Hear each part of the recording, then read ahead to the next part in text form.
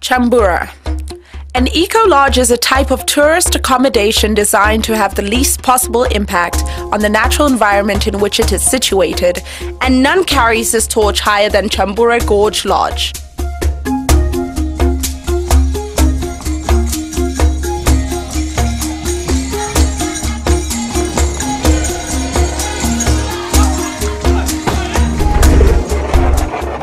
You're most welcome to Kyambura Gorge Lodge. Thank you so much. The lodge is perched on a hillside adjacent to the 9-mile-long Kyambura Gorge, also known as Valley of the Apes. So let's walk by the viewpoint to have a brief talk about the lodge. Okay. This is your home, far away from your home. Please feel free, you're at home.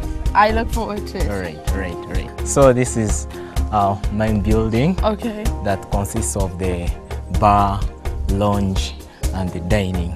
I'm excited to see it. Just the outside looks amazing. The main house and the lodge in general, as we were to learn later, is a masterclass in the concept of upcycling. Upcycling is the process of repurposing old and discarded materials into something useful, and in Kyambura's case, something beautiful. Oh, these are mortar pans? Yeah, mortar pans, but they have other purposes. And when we go to those salt miners, you know, we are near the salt lake, Katwi, so they use such kind of to harvest salt from the lake. I feel like your slogan should be "One man's trash is another man's treasure." In a truly African fashion, all junk has been made into stylish decoration, and vivid colors clash with stark open spaces. So Kemi, how do you see the main building? I'm excited, but I'm even more excited to see where I'll be sleeping. Okay. Yes. Let's go to your room, please. After the tour of the main house, we took a lazy stroll down along a neat stony pathway to check into Kyambura's alpha suite, aptly named Brutus. So why is this place called Brutus? Actually, your room was named after one of the chimpanzees in the gorge. I hope he doesn't come to reclaim his home No. And he is actually the alpha male of the chimpanzees in the gorge. That's not making things much easier for me right now. I saw you have other names. Are they all named after chimpanzees? Yeah, actually you've seen the Kazinga, Hatari, Lumumba, so all those. And actually Hatari used to be the alpha male, but he died. Yeah, so after Brutus doesn't sound so friendly anymore. The lodge has 8 beautiful banda cottages, each nestled into the hillside with their eco-luxury comforts, including ensuite bathrooms and an individual view of the park. So Kemi, please, you're welcome to your room. Wow, I can't say I've ever seen a room like this before in my life. Each banda comes with an enormous 4-poster double bed, seating area, private veranda, an ensuite bathroom, double sink, and a shower with hot and cold running water. I must say this is rather intimate. You get to answer nature's call, looking at nature. Exactly. Is that an outside shower? Yeah, it's an outside shower room. I think I want to see it. So there's hot water both in the outside shower and inside shower? Right, yeah. I think that's enough to convince me that I will be trying this out tonight. Definitely. And there's full privacy? Yeah, it's full privacy. As you can see, it's just surrounded by the vegetation. So is this the balcony? Yeah, this is the balcony whereby you can sit, enjoy the view. Is this a swing? This is the swing chair and suitable for 2. This is the honeymoon suite chair. Exactly. But for today it will just be B. So those are the snow mountains ahead? Yeah, those are the snow caps, but you can't see the peaks of those mountains. Can this view only be seen at the honeymoon suite? No, all the rooms they share all these views. How is the sunset? It's really beautiful. I could watch it all day. I've always heard of the African sunset, but I think this is it. This feels really special.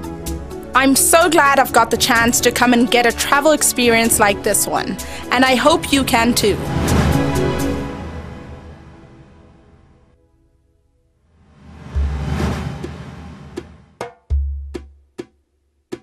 Gerald is taking me through the Omumashaka wetland zone. The wetland was a bricklaying area, but it was bought from the local communities by the Kyambura Lodge and conserved by planting a lot of tree species.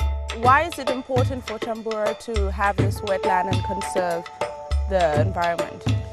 Kyambura, to conserve this wetland, as I told, it was to minimize the overflow of floods from River Kyambura and to attract other animal species. So what can we expect to see on this walk? On this walk, we shall be able to identify birds, different birds. How many birds are within the wetland? We have over 100 species of birds within the wetland. Within just these 40 acres? Yes. Wow. Yes. Are there any specific birds that can only be found in this wetland? Within this wetland, we are able to see grey-crested cranes. You hear them just singing now. And oh, that's what we're hearing yes. right now? Oh, we okay. have hadada ibis. We have grey plantain eaters. And are those only found here? Yes, within the wetland. Okay. We have black-headed weavers. We have sandbirds, bronze sandbird and red-chested sandbird. So we shall be able to see many, as I told you. I am told the nature walk is all about luck when it comes to sightseeing.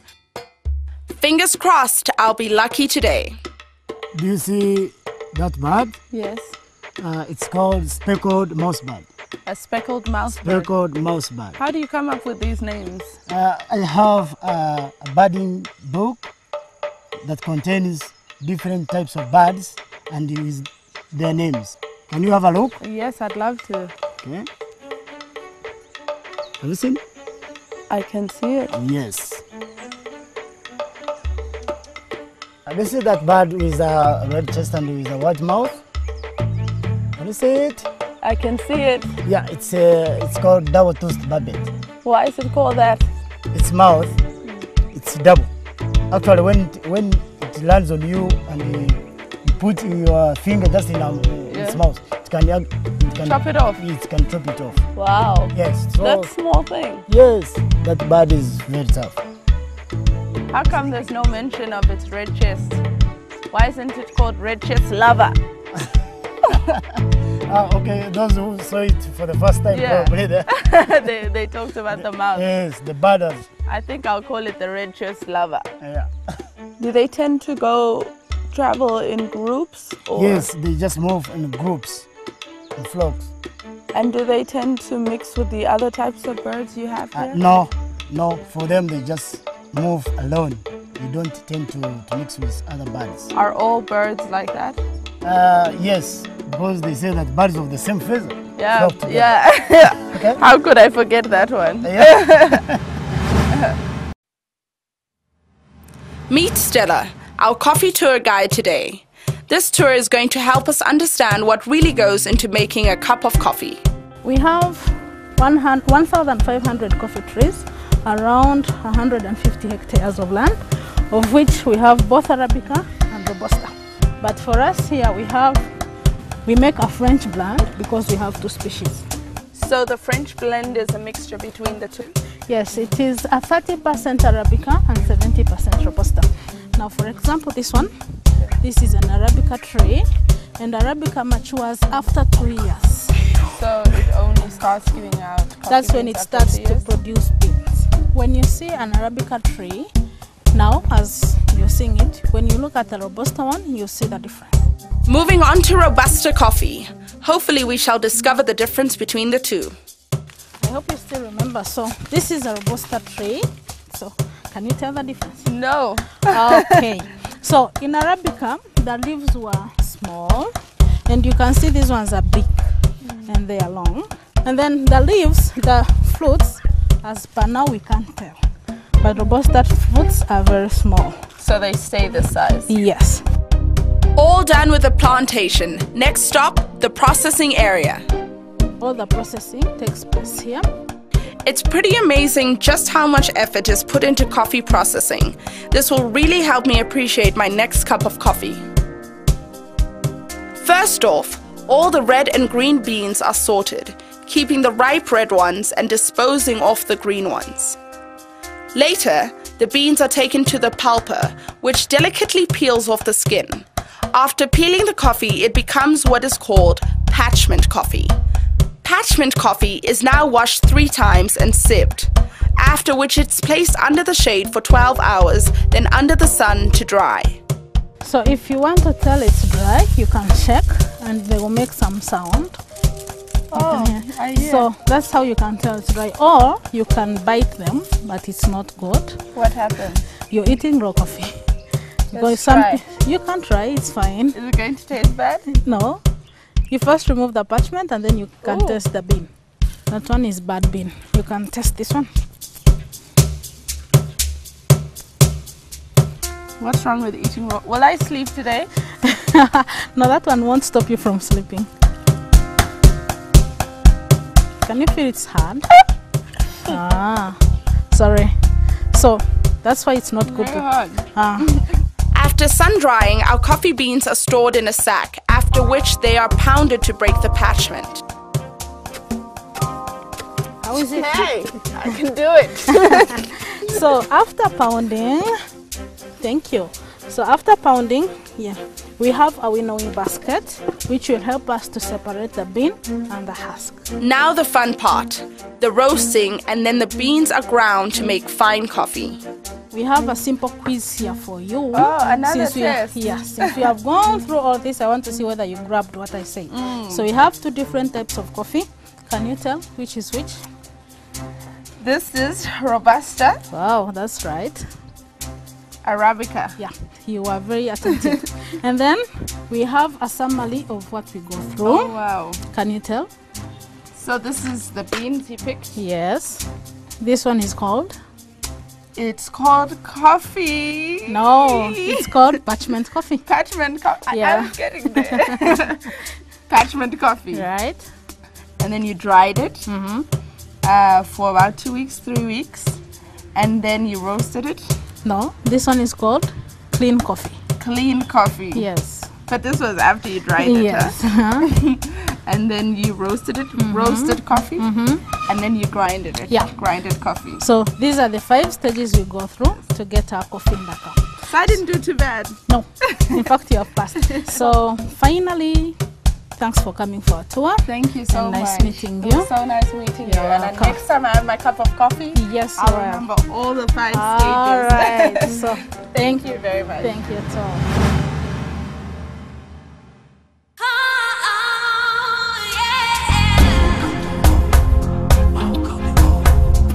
Innocent is a well-rounded and vastly experienced chef, having gone through a series of culinary schools, but in vegetarian dishes is where his heart eventually found rest.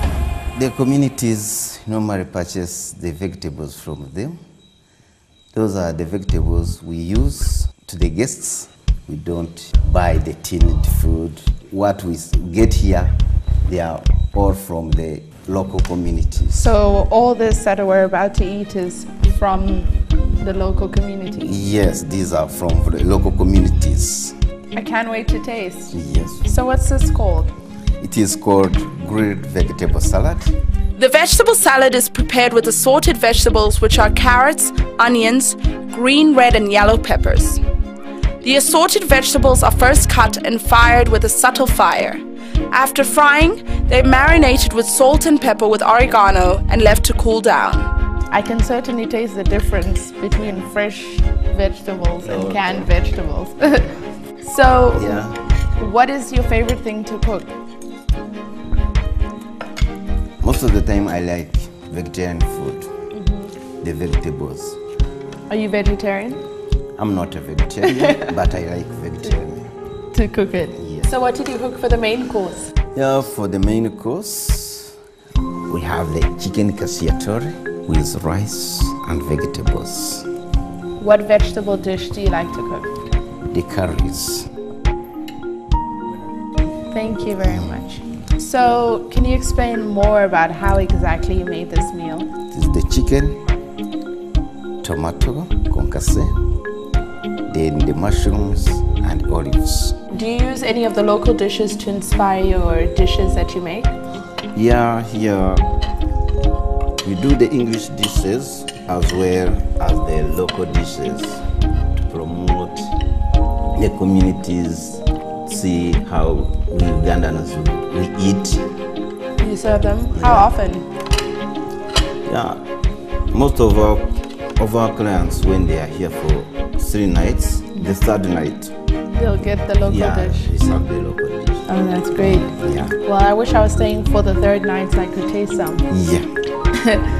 Well, your food is really good. Thank you. And thank you so much for taking the time to talk with me.